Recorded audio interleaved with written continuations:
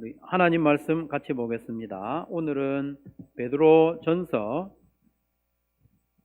1장입니다. 베드로전서 1장 1절부터 12절까지인데요. 봉독하기는 1절과 2절만 봉독하도록 하겠습니다.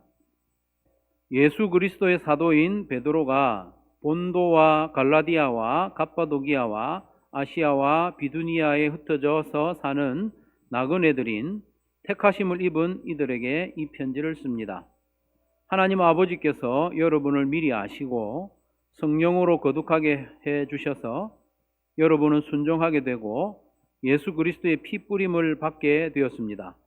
여러분에게 은혜와 평화가 더욱 가득 차기를 빕니다. 아멘. 2절이니까 우리 같이 한번 다시 읽도록 하겠습니다. 같이 읽습니다. 시작.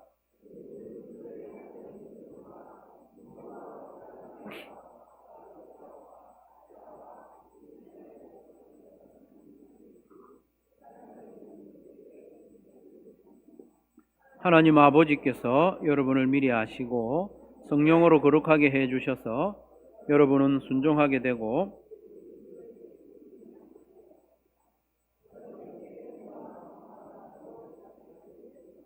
아멘. 오늘은 정체성에 관한 이야기를 좀 하려고 합니다. 사진을 하나 보시면 저의 사진은 아닌데 인터넷에 공유된 사진이기 때문에 그냥 띄워봤습니다. 예비군입니다. 예비군 훈련 가보셨죠? 예비군 훈련 가면 갈 때부터 짜증나고 지겹고 그렇습니다. 훈련하는 내용이 귀에 들어오지도 않고 훈련은 건성건성합니다. 왜 훈련을 건성건성하느냐? 예비군은 그래야 된다 이렇게 생각을 하고 가기 때문에 그렇습니다. 저도 예비군 훈련 많이 해봤습니다만은 예비군 훈련 가서 열심히 하는 사람 거의 없습니다. 조교들이 제발 좀 줄 좀 잘 서달라고 그래도 안 서고, 총 나중에 잘 반납해달라고 그래도 제가 훈련 받을 때 있잖아요. 어떤 예비군이 총을 산에 숨겨놓고 온 사람도 있어요. 그래가지고 그 조교들이 총 찾으러 다닌다고 애를 먹은 게 있습니다. 예비군들이요, 사회에 나오면 반듯하게 생활하는 사람입니다. 학교 선생님도 있고 전문직도 있고 저같이 교역자도 있고 그랬는데 예비군 훈련만 오면 엉망이 되는 거예요. 왜 그러냐? 예비군은 그렇다. 잘못된 정체성을 가지고 있기 때문에 그렇습니다. 우리 인생을 잘 살아가는 출발점도요, 정체성을 잘 가지는 거예요. 정체성을 분명히 하는 겁니다. 정체성을 분명히 하지 못하면 아무리 열심히 살아도 또 운이 좋아도 재수가 좋아도 나중에는요 다 공허하고 행복하지 못합니다. 나는 누구냐? 나는 어떤 존재인가?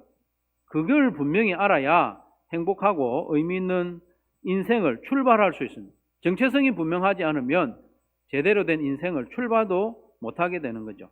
그런 의미에서 오늘 본문 1절과 2절은요 성도인 우리의 정체성을 분명히 가르쳐주는 성경에서 몇 안 되는 핵심 구절이다 그렇게 볼 수 있습니다. 우리는 택하심을 받은 자들이다 이렇게 말씀하고 있습니다. 베드로전서에서 베드로가요 본도와 갈라디아와 갑바도기아와 아시아와 비두니아에 흩어져 사는 나그네들인 택하심을 입은 성도들에게 편지를 쓴다 이렇게 했습니다. 방금 제가 언급한 5 지명은요 단지 어떤 그 도시만을 가리킨 게 아니고 지역을 말해요. 지역을 말해요. 우리 경상도 지역 이렇게 말하듯이 전라도 지역 이렇게 말하듯이 넓은 지역을 말해요. 요 5 지역은 모두 현재의 터키의 주변부, 터키 주변의 지역들입니다. 베드로는 이 성도들을 가리켜서 택하심을 입은 흩어진 나그네, 이 3가지가 참 다 의미가 깊죠. 택하심을 입었다, 흩어져 있다, 그리고 나그네다. 요 한 단어 한 단어가 우리의 정체성을 분명히 이야기해 주는데요. 먼저 택하심을 입었다, 이게 좀 기본적인 거기 때문에 먼저 살펴보도록 하겠습니다. 택하심을 입었다는 데 대해서 설명이 2절에 길게 나오고 있습니다. 택하심을 입은 자들에 대한 설명이 2절이거든요. 2절을 먼저 보시면 2절을 제가 다시 한번 읽어보겠습니다. 하나님 아버지께서 여러분을 미리 아시고, 하나님 아버지는 미리 아셨대요. 성령은 거룩하게 해주셨대요. 성령으로 거룩하게 해주셔서 그 다음에 나오는 것은 예수 그리스도거든요. 예수 그리스도. 여러분은 순종하게 되고 예수 그리스도의 피뿌림을 받게 되었습니다. 이게 택하심에 대한 부연 설명이에요. 어떻게 택하심을 받았느냐에 대한 설명이거든요. 이 택하심과 연관된 2절 설명을 어순에 따라서 좀 거칠게 탁탁 이렇게 번역을 하면 이렇습니다. 세 가지인데, 먼저 1번 하나님 아버지의 미리 아심을 따라. 헬라어 전치사는 카타라는 전치사를 사용하고 있습니다. 택하심에 대해서 성부 하나님, 성령 하나님, 성자 예수님이 하신 일들이, 역할이 있다는 거예요. 그 역할 중에 첫 번째로 성부 하나님 아버지의 미리 아심을 따라. 두 번째로 n이라는 전치사가 이끌고 있는데요. 이건 무엇 안에, 무엇으로 이런 전치사거든요. 성령의 거룩하게 하심으로, 성령이 거룩하게 하심으로 택함을 받았다는 거예요. 그 다음 성령님이 하신 일은 뭐냐? 예수 그리스도의 순종, 그리고 피 뿌림, 십자가에서 피 흘리신 거죠.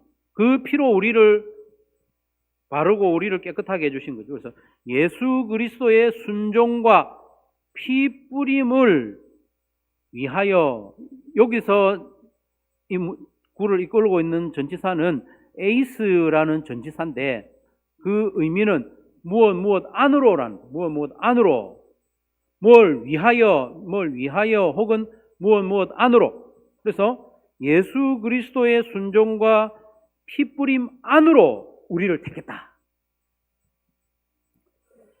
그래서 우리를 택하심은 이렇게 성부, 성자, 성령 하나님의 공동사역, 연합사역으로 우리를 택했다는. 조금 더 설명이 필요합니다만은, 먼저 이거 하나만 봐도 우리가 얼마나 존귀하고 영광스러운 존재인지 딱 느낌이 오시죠? 우리는 보통 존재가 아니에요. 하나님 아버지께서 미리 알고 우리를 택하셨어요. 미리 알고. 성령님이 거룩하게 하신 존재가 바로 우리예요. 예수님의 순종과 예수님의 그 피 흘림과 피 뿌림 안으로, 그 은혜 안으로 우리를 택했다. 저와 여러분이 그런 존재예요. 조금 더 살펴보면 우리는 하나님 아버지의 미리 아심을 따라 택함을 받았다. 미리 아심을 따라. 우리가 성도가 되고 우리가 교회가 된 것은 하나님 아버지의 미리 아심. 프로그노시스. 프로는 이전에, 그노시스는 안다 이 말이거든요. 미리 아심. 우리가 존재하기 전부터 아셨다는 거예요. 우리의 형질이 이루어지기 전에, 우리가 모태에 잉태되기도 전에 하나님 우리를 미리 아셨다는, 이미 알고 계셨다. 계획하셨다. 우리가 생기기 전부터, 또 우리가 어떤 행동을 하기 전부터, 우리가 생각이나 믿음을 가지기 전부터 하나님이 우리를 미리 아시고 택하셨다. 논리적으로는 우리가 이해하기 어렵습니다. 내가 생기기 전부터 하나님이 나를 택했다. 그럼 좀 어렵죠. 그러나 하나님은 전지하신 분이니까 우리가 생기기 전부터 미리 아시고 택하셨다. 물론 우리가 태어나고 이 땅에 살아가는 삶의 어떤 모든 행실들, 우리의 마음 씀씀이, 인생의 이력, 이런 것도 하나님 미리 아셨죠. 내 꼬라지를 미리 아셨음에도 불구하고 내가 어떻게 살 건지, 믿음을 가진 이후에도 얼마나 하나님을 자주 실망시킬 건지 미리 아시면서도 우리를 택하셨다. 그러니 우리를 택하심은 우리의 어떤 조건이나 의로움을 보고 하신 것이 아니다. 전적으로 하나님의 계획과 의지에 따라서 우리를 택하셨다. 그리고 우리는 성령의 거룩하게 하심으로 택하심을 받은 자들입니다. 하나님 아버지께서 계획하시고 뜻하시면 실행하시는 분이 있는데 그분이 바로 성령 하나님이에요. 성경에 보면 성령 하나님을 7 눈을 가진 영이다 이렇게 말씀을 하셔요. 7 불꽃으로 설명하시기도 하고 온 세상에 두루다니는 7 영이다 이렇게 말씀하시고, 두루다닌다는 것은 행한다는 말이거든요. 하나님이 계획하시고 뜻하신 바를 이루시고 행하시는 분이 성령 하나님이신데 그 성령 하나님이 우리를 거룩하게 하심으로 하나님의 자녀가 되게 해주셨다는 거예요. 죄로 가득한 우리를 거룩하게 구별하신 분이 누구냐? 성령 하나님이시라는 거예요. 세 번째로 에이스라는 전치사가 이끌고 있는 예수님의 모습.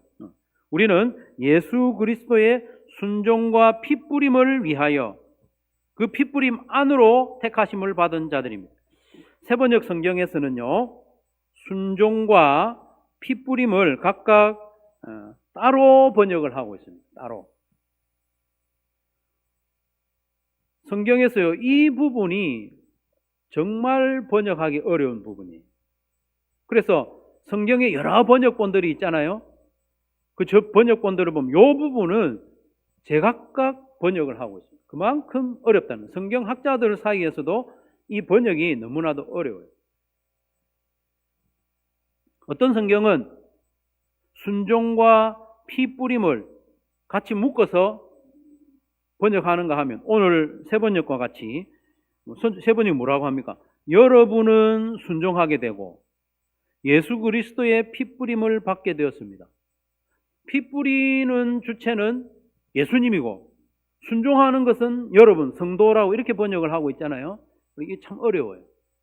영어 성경에 봐도 한글 여러 번역 성경에 봐도 다양하게 번역하고 있어요. 어렵다. 어렵다는 것은 우리가 그 한 가지를 선택해야 되는 거죠.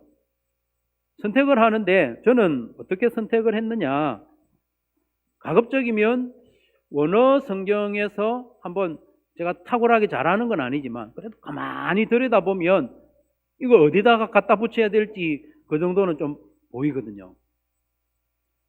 앞서 말씀드린 바와 같이 여기서는 전치사가 하나예요. 에이스라는 전치사가 하나고 연결되어 있는 것이 순종과 피뿌림이에요. 두 개가 한 전치사에 붙어 있어요. 그리고 그 일을 행하는 분도 예수 그리스도 한 분을 지칭을 가리키고 있기 때문에 저는 그렇게 받아들입니다. 이 순종과 피뿌림을 예수님과 연관된 것으로. 실제로 이 부분에 헬라어 단어는요, 안으로라는 요 전치사가 이끌고 있고요. 그 다음에는 순종, 그리고 피뿌림, 그리고 예수 그리스도, 요 단어만 나와요. 그렇기 때문에 순종과 피뿌림을 예수 그리스도에게 연관시키는 것이 가장 좀 안전할 것 같아요. 여러분이 순종하게 되고, 이것은 상당한 의역이거든요. 의역. 신학적인 해석과 의역이 거기에 들어있는데 그것도 완전 틀렸다고 볼 수는 없지만, 어쨌든 이 에이스라는 전치사가 순종과 피뿌림, 예수 그리스도에 이렇게 나오니까, 그리고 여러분 문맥을 봐도요, 택하심에 대한 설명을 할 때 하나님 아버지의 미리 아심, 성령님의 거룩하게 하심, 예수 그리스도의 순종과 피뿌림, 요게 삼위일체의 하나님의 역할을 딱 나누어 놓은 걸로 봐서 순종과 피뿌림은 예수 그리스도의 구원 사역으로 보는 것이 가장 좀 건강하고 안전하겠다 싶습니다. 이 어렵긴 어려워요. 어쨌거나 어렵지만 분명한 건 뭐냐? 우리를 택하여 부르시는 그 일을 누가 하셨느냐? 성부 하나님, 성령 하나님, 성자 예수님이 공동으로 하신 사역이다. 그러니까 우리가 얼마나 존귀한 존재입니다.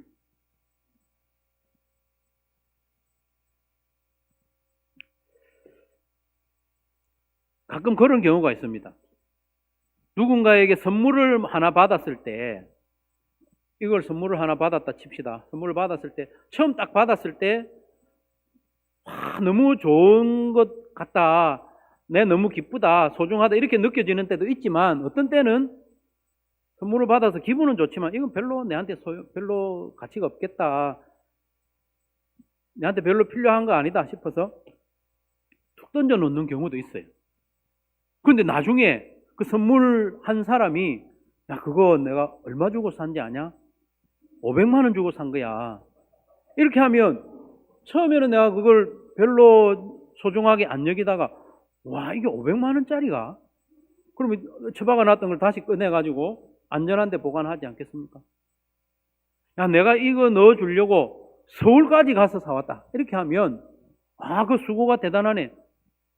그런 마음이 드는 것처럼, 내가 택하심을 받고 하나님의 자녀가 된 이 은혜가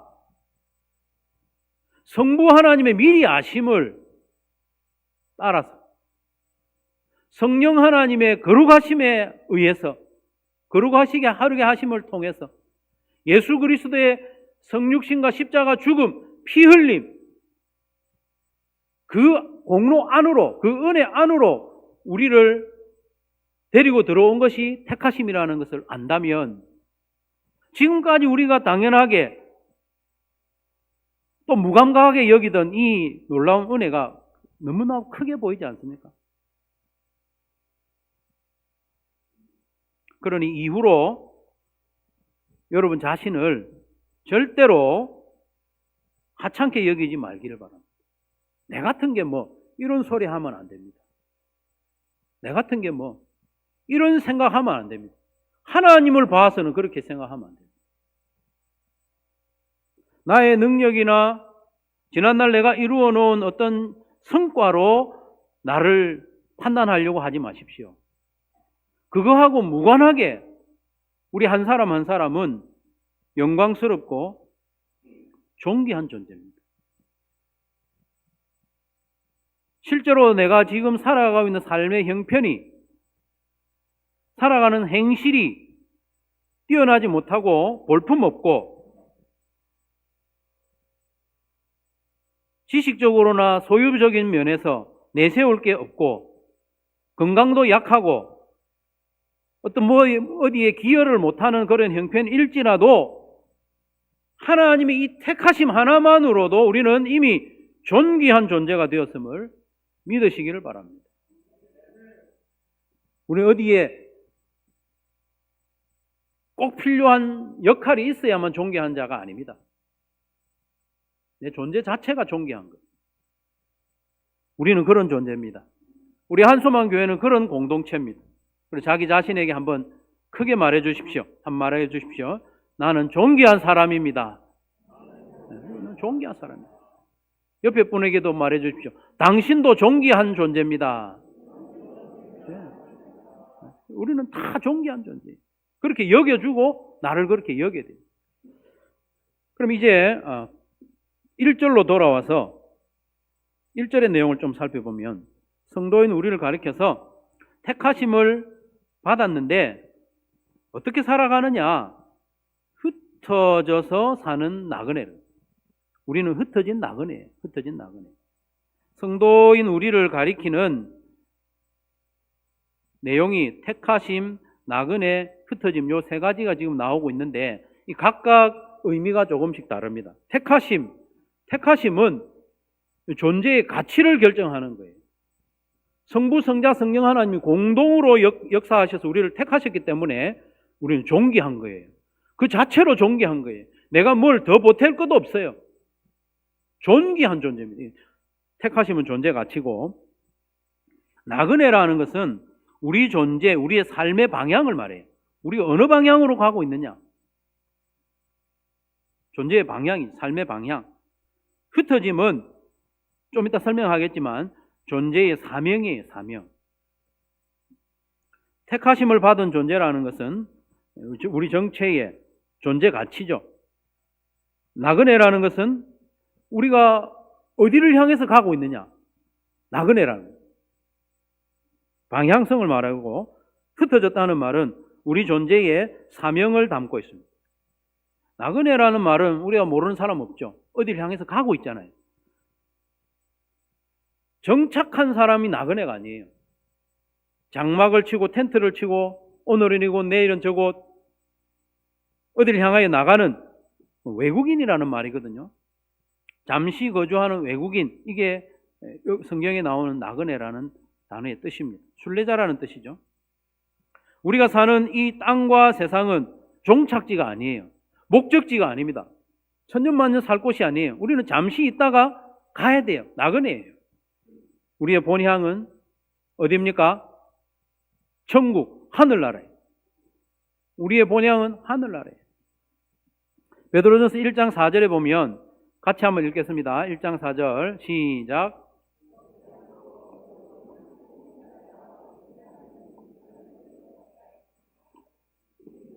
여러분을 위하여 하늘에 간직되어 있습니다. 여기 하늘에 간직되어 있습니다. 하늘나라가 우리 본향이에요.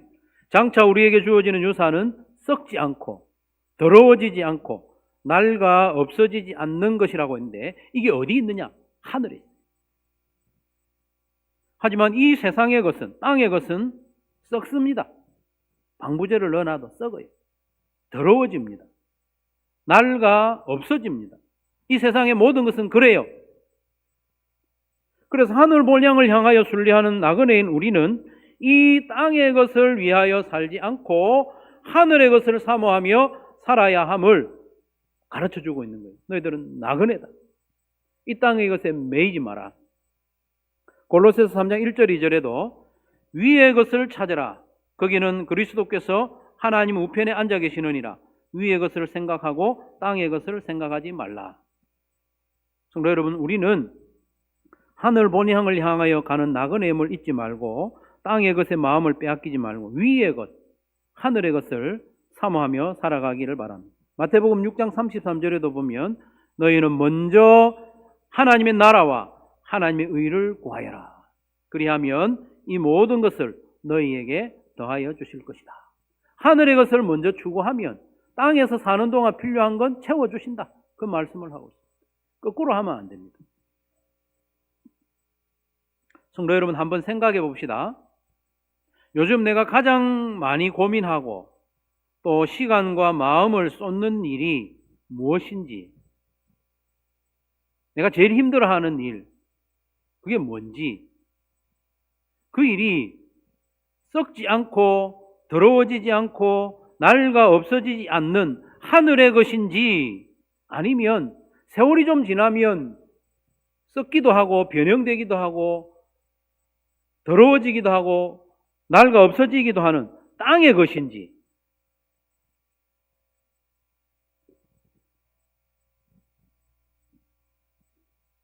잘 생각해야 됩니다.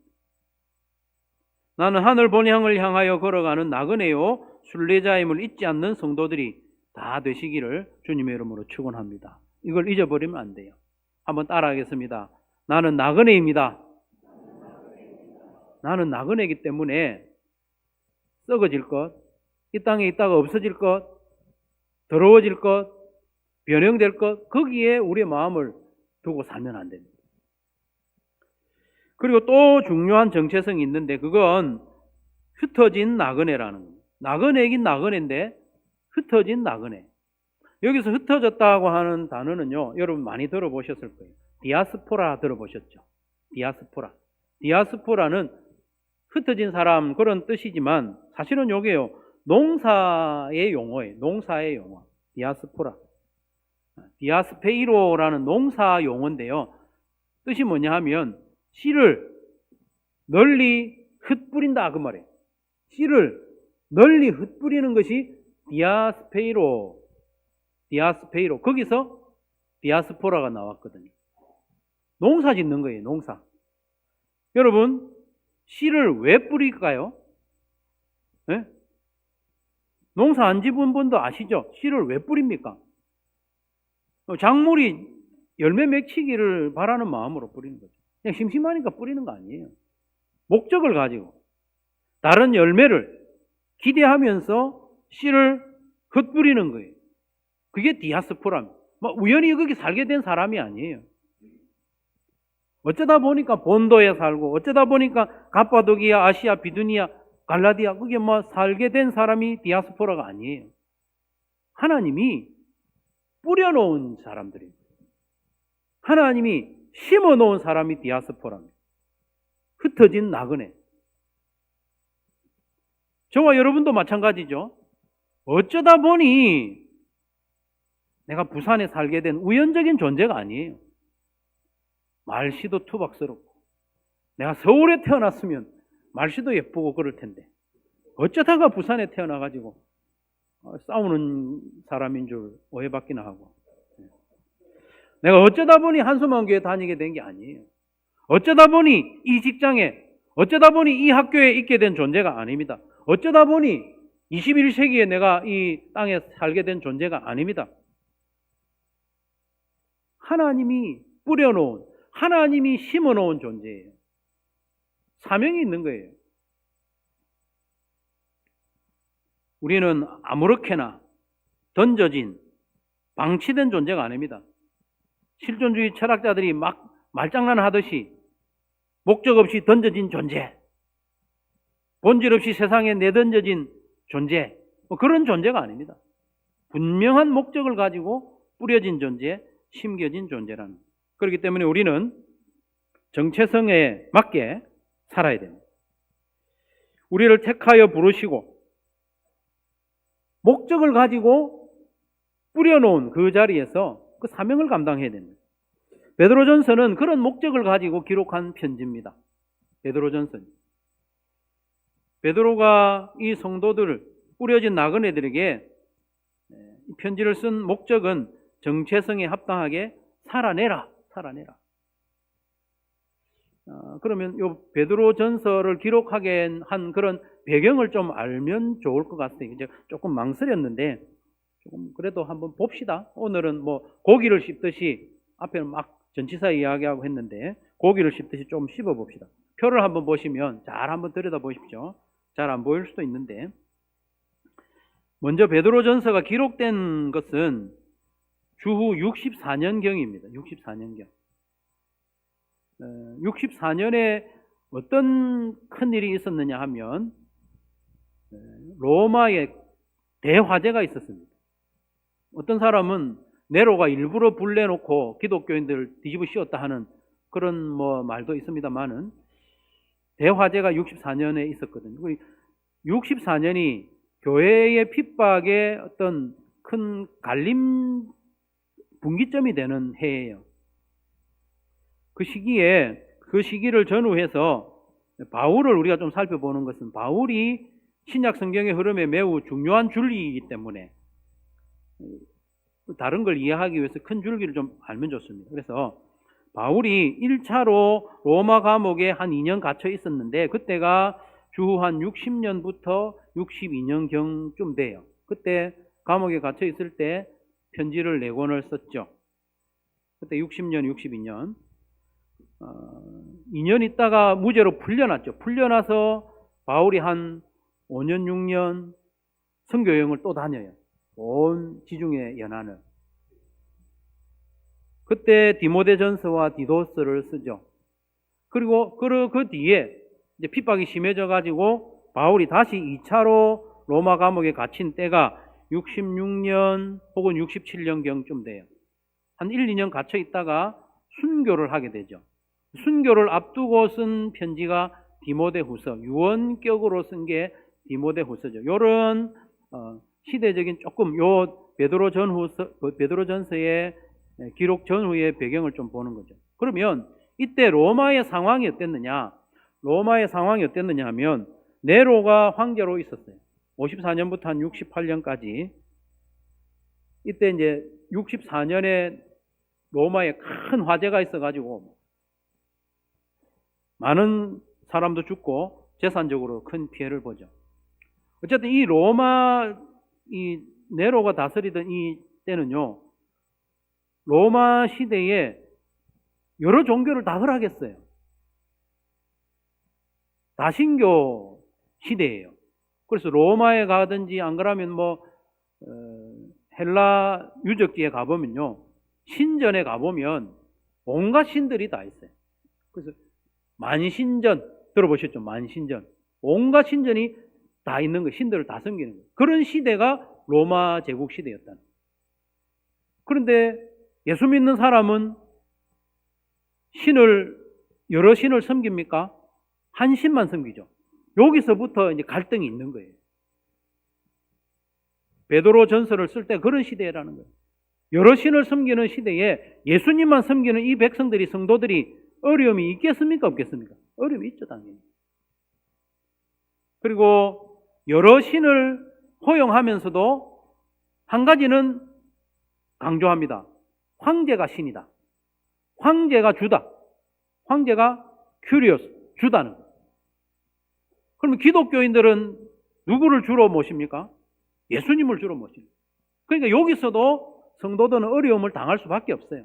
믿음을 지키려면. 그리고 로마 제국시대 때는 성적으로 매우 문란했습니다. 문란했어요. 왜냐하면 자기들이 섬기는 신전에 가가지고도 제사의 일환으로 음란한 성행위까지 했으니까 사회적으로는 말할 것도 없습니다. 동성애, 소아성애 이런 게 막 만연했던 때가 그런 때죠. 그런데 교회 성도들 신약 성경에서는 가르치기를 일부 이처를 말하고 성관계는 결혼관계 안에서만 하도록 가르치죠. 그러니까 주변에 문란한 삶을 사는 사람들이 성도들을 좋게 보지가 않습니다. 너희만 잘났나? 적당히 즐기면서 살지. 그렇게 하는 시대에 성도들은 힘이 들어요. 경제적으로도요. 기독교인들은 따돌림을 당합니다. 자기들 조합이 있습니다. 여러 가지 우상을 섬기는 사람들, 성적으로 자유로이 즐기는 사람들이 자기들이 조합이 있는 거예요. 그래가지고 성도들은 좋게 보지 않습니다. 따돌리고 소외시키고 자리를 안 내줘요. 얼마나 힘들었겠어요? 특별히 로마 사회는 계급 사회입니다. 황제가 있고 그 다음에 원로원들도 있고 높은 관직에 있는 사람이 있고 주인이 있고 노예가 있습니다. 노예. 그런 시대예요. 계층이 딱 서 있어요. 계급이 딱 나눠져 있어요. 그런데 성도들은 그렇게 안 했거든요. 성도들은요, 가정교회에서 밥을 합니다. 노예들이 집에서 밥 하지는 않았겠죠. 그래도 여유가 있는 사람. 그리고 계층이 좀 높은 사람이 예수님을 믿고 집을 오픈해서 밥을 합니다. 밥을 해서 불러서 밥을 같이 먹어요. 한 상에 주인도 앉고 종도 앉은 거예요. 이러니까 로마 사회에서는 기독교인들에 대해서 반감이 큽니다. 우리는 딱 위계 질서가 분명한데 저 집에는 종하고 같이 밥을 먹는 이 버릇 다 나빠진다. 버릇 다 나빠진다. 여인들, 아이들 하찮게 여겼는데 저 기독교인 집안에서는 여인을 존중히 여기고 아이를 소중하게 여기고 이 사회적으로 우리가 큰일 난다. 이런 시대예요. 이런 시대. 그리고 형제 자매라고 부르고 친밀한 교제를 나누고 그러니까 핍박이 있죠. 핍박이 있는데 대화제 이전에는요. 핍박의 유형이 느슨합니다. 느슨해. 좀 소외시키고 경제적인 손해를 보고 조롱하고 가정에서 예수님 믿으면 집안 사람들이 핍박하고 그 정도였어요. 그런데 64년 이후에 기독교인들이 불냈다는 이런 누명을 씌워가지고 점점 이제 국가적으로 핍박, 조직적으로 핍박하고 법적으로 핍박하는 때가 오는 거예요. 그 즈음에 기록된 편지가 베드로 전서라는 거예요.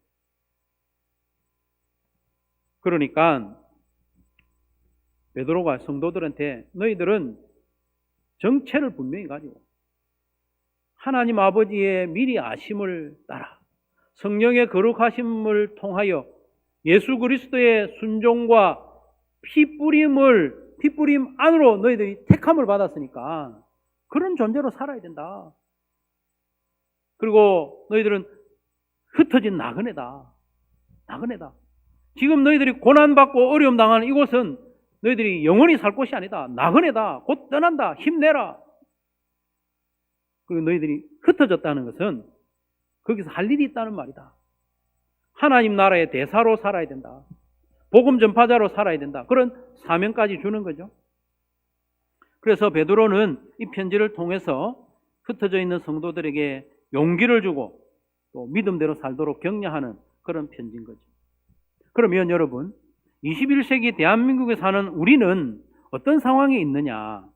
여러분 보시기에 우리가 로마의 상황에 빗대어서 본다면 로마의 대화재가 일어나기 전의 모습과 비슷합니까? 그럼 대화재가 일어난 이후의 모습과 비슷합니까? 우리가 전하고 비슷하죠. 우리를 예수 믿는다고 감옥 가두지는 않잖아요. 예수 믿는다고 몽둥이로 두들겨 패지는 않습니다.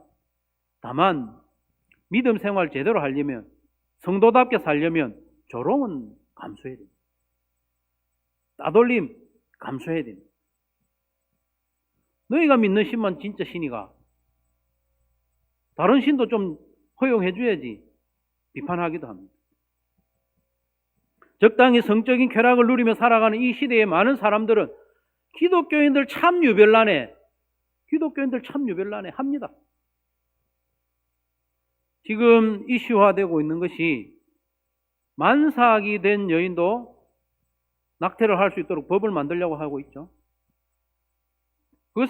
이런 것은 예전에 있었던 모자보건법에 의해서만 해도